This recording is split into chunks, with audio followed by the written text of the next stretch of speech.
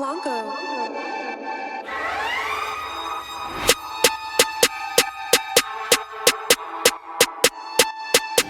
YouTube, it's your boy Nando. We back with another video, man. Today we just switching it up. We did something with violence and shit. Now we switching it up. Now we switching it up. Today we reacted to 8 NBA stars who would change their teams this offseason. I don't even know who's a free agent this shit, but let's just hop right in the video, man. Make sure if you like this video, if you like these type of videos, make sure you like, comment, subscribe. That's one, right? And then we share this video to that friend and share with another friend, man. But yeah, I hope you guys are having a blessed, amazing day, and let's just hop straight to the video. NBA free agency is coming up quick, and it's where players sign big deals. And bro, I don't know why the Rockets traded Christian Woods, bro. I don't know why they traded him, bro. I don't know why. That was a dumbass move, by the way. I have to just get that out of my mind. Dumbass move. Retarded. The Rockets are chips now. Chips, nigga. Fuck y'all niggas. Oh my god. For a team, or find a new home where they'll get paid more or earn a better opportunity on the court. But this free agency is unlike most because often it's one or two big players who may or may not change and shake up the rest of the NBA. So let's take a look. Now, first up is DeAndre Ayton, who's been a huge part for the Phoenix Suns and all of their success. He's been the centerpiece of the team that Chris Paul and Devin Booker play around. He opens up the floor for pick and rolls. I feel bad for him, low key, because he's not even gonna. The Suns are not trying to give him a max, but if he gets a max from another team, the Suns are most likely gonna try to match it, depending how high it is. But earlier this season, he was eligible to sign his first big contract, a max extension of 5 years and $172 million. And apparently he was really expecting it because he was pretty upset when the Suns didn't want to give it to him, which means he'll now be a restricted free agent this offseason. So if another team comes along and offers him a similar deal to that, he's gonna leave the Phoenix Suns, which I think is gonna happen. But the Suns are doing the right thing here. Sure, DeAndre's young and averages 18 and 10, but there's no way I'd give him a max contract because for one, they played pretty well with him still off the floor, so I think they could find a replacement for much cheaper. And two, with a max deal, think of all the guys that could get instead that would come. Nah, no funny, you could get way better players for that amount. I think there's a bad team out there that wants to take a bet on the 23-year-old while they got nothing else going on. And there's a lot of teams that could use a big man coming up. The Hornets, Hawks, and Blazers should be desperate to sign him this offseason. The Hornets have needed a center for years. I don't think the Hornets are. And he would fit perfectly alongside guys like Miles Bridges and LaMelo Ball. The Hawks would have to sign and trade Clint Capella and others. Their current roster needs work anyways. I don't think the Hawks would be a good fit. This isn't a must for the Hawks, but I could see it happen. It is a must for the Portland Trailblazers, though. They have nothing going on with their team anymore. They need to finally replace Yusuf Nurkic and give Damian a real big man. Plus, Ayton fits in well with. You know what's gonna happen? You know what needs to happen in there? All right, let me tell you. Damian Lillard needs to get the fuck out of there and find a new fucking team because Trailblazers chips, they're chips. You're not winning a single thing, bro. You started great with a Rookie of the Year and then down here ever since, man. So come on, man. You're too good not to have a ring.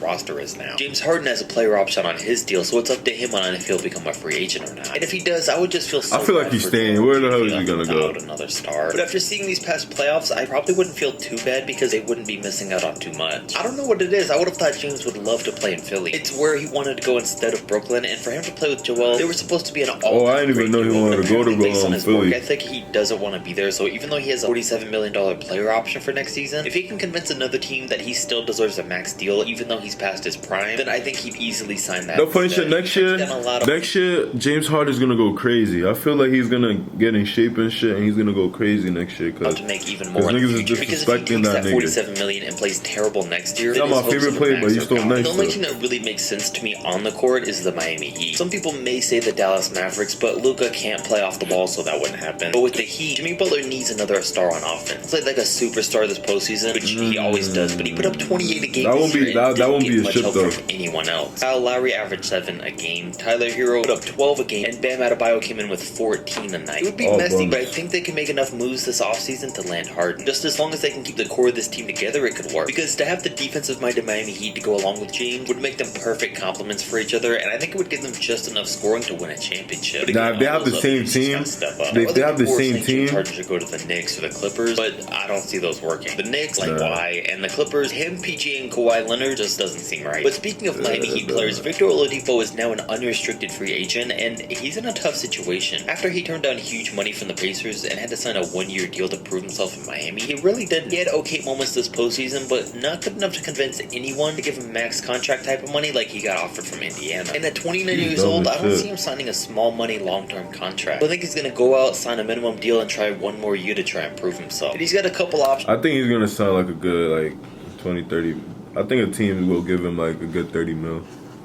Like, that's the case. He could stay with the Miami Heat because he's already now in their system and won't have to readjust next season when he's on a new team, and they could offer him a small, maybe $5 to $10 million deal. But so could the Dallas Mavericks. A guy like Victor, especially at 100%, may be the best backcourt option out there for Luka. If he ever got back to normal, he's a because he doesn't really have to play for the ball like that. Can score pretty well, and even the Mavericks would be a good place for him to sign a small one-year deal because they just made the Western Conference Finals, so he'll be able to get a lot of attention if he played for them next season. The other option, of course, is the Lakers. If he wants a high-profile team to prove himself on, LA is the place to go because obviously they'll have all the attention, and the Lakers are looking. They can get right. Not looking because I haven't made no move, but the Lakers, the highest profile player during this year's free agency, seeing that he's a restricted free agent. I can't wait to see and LeBron. Even though there are a couple playoff contenders like the Clippers that could still use a point guard like Kyrie, they shouldn't be willing and shouldn't be desperate enough to take on the risk of adding him to their roster. We still don't know what we're going to get from him on a nightly basis, I don't think he's leaving. If we're even going to get him at all. There's two teams though that are so desperate for point guards that should be willing to sign him to a long-term deal, and that's the Washington Wizards and the New York Knicks. He's not joining none of them. He's staying there. Great pairing for Bradley Beal, and we know he could play next to him because skill-wise on the court, Irving's still a top. No funny shit. I feel like Bradley Beal is dipping too. It's just I don't think everything he's else that staying. always gets in the way. And I think if they just straight up signed him and gave him a deal bigger than the Nets would, then they'd have a pretty good roster. Don't get me wrong, I still don't think this would be a championship squad, but they'd make the playoffs and they. Yeah, bro. I don't think Kyrie is leaving the Nets for the Knicks or Wizards, bro.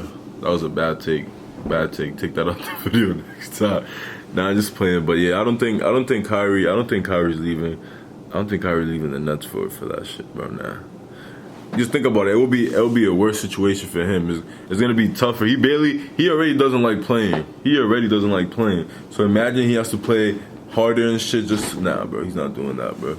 And they do solid there. But with that said, the combo of Kyrie and Kristaps is one of the most unreliable two players you get. But then again, the Nets currently have Irving and Ben Simmons on the same team, so even that would be an upgrade. The New York Knicks have got to be desperate enough at this point, after missing out on every single good free agent ever, so they could give Kyrie a big deal too. The Knicks didn't even make the playoffs this year, and it was sad. But I think Kyrie might be exactly what they need to turn things around. The developing defense of RJ Barrett combined with a guy like Mitchell Robinson, along with the star power of RJ and Julius Randle and a supporting cast like they have, maybe everything they need to take them to the next level. Zach LaVine's free agency decision is going to be a scary one for the Bulls because Zach's an unrestricted free agent. This one is that he wants to enjoy free agency before making a decision. I mean, even though they didn't have Lonzo, the Bulls were out in the first round, so they needed to do something. But losing LaVine isn't it, and I hope Chicago can keep him. I mean, this one is interesting, but I hope he stays. No funny shit.